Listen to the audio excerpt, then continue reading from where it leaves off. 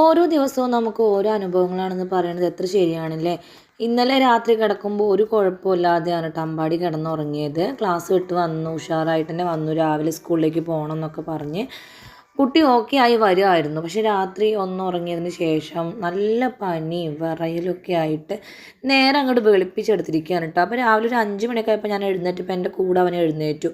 അപ്പോൾ നല്ല പനി കാര്യമുണ്ട്. അപ്പോൾ വീണ്ടും ഞാൻ അവന് മരുന്ന് കൊടുത്ത് ഉറക്കിയതിന് ശേഷം പിന്നെ ഞാൻ എഴുന്നേൽക്കുന്നത് 6 മണിക്കാണ് കേട്ടോ. അവന് ഭയങ്കര വാശിയും കരച്ചിലൊക്കെയാണ്.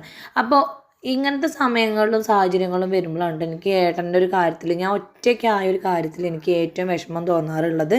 അപ്പോൾ എന്താ പറയുക, അല്ലാത്ത ഏതുവിധം കാര്യങ്ങളും ഞാൻ എന്നെ കൊണ്ട് ചെയ്യാൻ പറ്റുന്നത് ഞാൻ ചെയ്യും. ഞാൻ ആരെയും ബുദ്ധിമുട്ടിക്കാൻ നിൽക്കാറില്ല കേട്ടോ. ഇനി എൻ്റെ അച്ഛനെയോ അല്ലെങ്കിൽ ഏട്ടൻ്റെ അച്ഛനെയോ ആരെയും ഞാൻ ബുദ്ധിമുട്ടിക്കാതെ എൻ്റെയും മക്കളുടെയും കാര്യങ്ങൾ എന്നെ കൊണ്ട് കഴിയുന്ന പോലെ ഞാൻ ചെയ്ത് മുന്നോട്ട് ജീവിക്കുന്ന ഒരാളാണ് കേട്ടോ. പക്ഷേ മക്കൾക്ക് വയ്യാത്തൊരവസ്ഥ വന്നു കഴിഞ്ഞാൽ ഞാൻ തളർന്നു പോകും കേട്ടോ. അപ്പോൾ ഏട്ടനെ ഇങ്ങനത്തെ ഒരു അവസ്ഥ വരുമ്പോൾ നമുക്ക് പെട്ടെന്ന്, കാരണം ഇന്നലെ അച്ഛനും അമ്മയും കൊട്ടിയൂർ പോയിട്ട് എത്തിയിട്ടില്ല.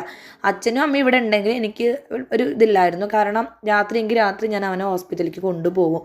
പക്ഷേ അവർ രണ്ടുപേരും ഇന്നലെ കൊട്ടിയൂർക്ക് പോയിട്ട് അവരും രാവിലെ പുലർച്ചയ്ക്ക് എത്തിയിട്ടുണ്ടായിരുന്നു. രാവിലെ എഴുന്നേറ്റപ്പോൾ കുട്ടി ഇങ്ങനെ കിടക്കുക, നല്ല പനിയുണ്ട്. അപ്പോൾ മരുന്ന് കൊടുത്തിട്ട് പനി വിടുന്നേ ഇല്ല കേട്ടോ. രാത്രി നന്നായിട്ട് പനിച്ചപ്പോൾ ഒരു തവണ ഒരു 5 മില്ലി പാരസിറ്റമോളുടെ സിറപ്പ് കൊടുത്തു. രാവിലെ ഞാൻ ഒരു 6 മണിക്ക് കൊടുത്തു. എന്നിട്ടും പനി വിടുന്നില്ല. അപ്പോൾ എനിക്കാണെങ്കിൽ അടുക്കളത്തെ ജോലികളും തീർക്കാൻ, ഇവനെയും നോക്കണം. അതിൻ്റെ ഇടയിൽ കിച്ചു എഴുന്നേറ്റ് വന്നിട്ട് അവനെ നോക്കുന്നതുകൊണ്ട് എനിക്ക് കുറച്ചൊരു ആശ്വാസം കിട്ടി കേട്ടോ. കാരണം മക്കളെ സ്കൂളിലേക്ക് പറഞ്ഞു വിടാതെ എനിക്ക് അവനെ ഹോസ്പിറ്റലിലേക്ക് കൊണ്ടുപോകാൻ കഴിയില്ല. അല്ലെങ്കിൽ ഞാൻ പറഞ്ഞില്ല, അമ്മ ഇവിടെ വേണം, അമ്മയില്ല.